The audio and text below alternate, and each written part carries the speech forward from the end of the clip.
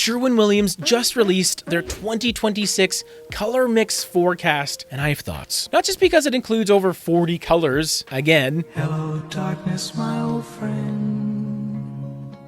But because of how Sherwin Williams is packaging those colors. It's called Anthology Volume II, and it's broken up into 4 distinct palettes: Frosted Tints, Sunbaked Hues, Restorative Darks, and Foundational Neutrals. There's a lot to unpack here. I'm going to go through each palette and share how I really feel about them. And then at the end, I'll rank all 4 from the one I'm most excited to use to the one that's honestly kind of stressing me out. We've been offering custom color palettes and people have been loving them. It's a more affordable alternative to traditional online color consultations. So if you're looking for some color inspiration, check out the link below, whether you need a 3-color palette or 6+ colors. And as part of the service, I even send you a personalized video explaining the color choices, so everything is crystal clear. Check out the link below if you want to purchase one today. People have been loving them. We've been doing so many of them recently. Let's start with what I think is the strongest palette of the bunch: Frosted Tints. These feel light, they feel fresh, and just cool enough to feel current without being too frigid. It's a soft,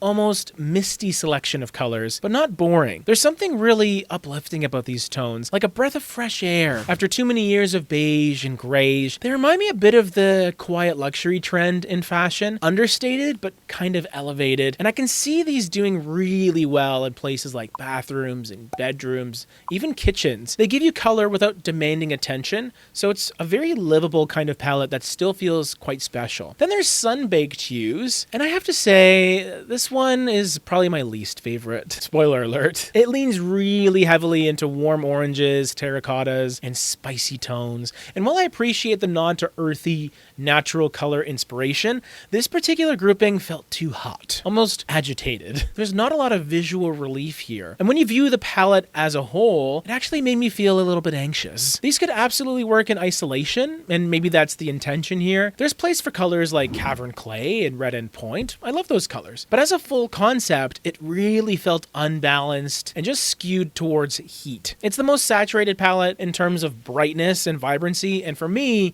it just didn't feel relaxing. Next, we have Restorative Darks. This one didn't work quite as well either as a complete palette, but what I do like is that it gives you a ready-made selection of deeper colors that could be used as accent walls or cabinetry colors, or even full room choices if you're feeling bold. These are the kinds of colors that are tricky to search for because they're also close in depth and tone, so having them gathered there is genuinely helpful. They're moodier, more dramatic, and they could work beautifully if you pair them with lighter neutrals or wood tones. I just don't love the palette as a standalone look, but I do appreciate it as a resource. And finally, we have Foundational Neutrals. I expected this one to be kind of basic, but honestly, it surprised me. Yes, these are your staple paint colors. You know, you have your whites, your grays, your grayish, your taupes, but there's more variety than I expected. They've included cooler and warmer options, and some really solid transitional shades that can tie a space together. It's practical,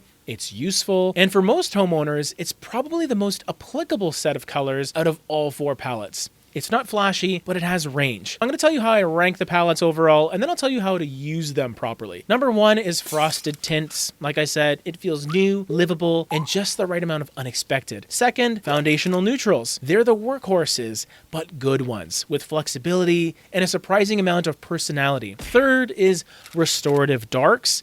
I wouldn't use them all together, definitely not. But having that concentrated collection of deep shades is really useful when you need them. And lastly, Sunbaked Hues. It's just too intense for me, very monotonous, maybe too on the nose with the whole earth tone trend thing. It feels like it's trying too hard. In practicality, I would probably stick with Foundational Neutrals as my base color palette, and then pick another palette based on what vibe I'm going for. Something a little cooler, something a bit darker or moody, or maybe I want a bit of that clay coloration, maybe, depending on the use case. Feels like it's trying too hard. To be fair, Sherwin Williams is kind of casting a really wide net here. And I get the strategy because by creating multiple palettes, they're increasing the chance that someone will connect with at least one of them. Part of me wonders, are they forecasting trends or just throwing paint at the wall? to see what sticks. Let me know what you think. Which of these palettes feels most like you? And would you ever use one of them as is, or do you prefer to pick and choose individual colors? Either way, I've got some thoughts on how to actually pair colors from these palettes together, so follow if you want more color breakdowns like this, and I'll see you in the next video right here. And don't forget to subscribe, by the way. Thank you.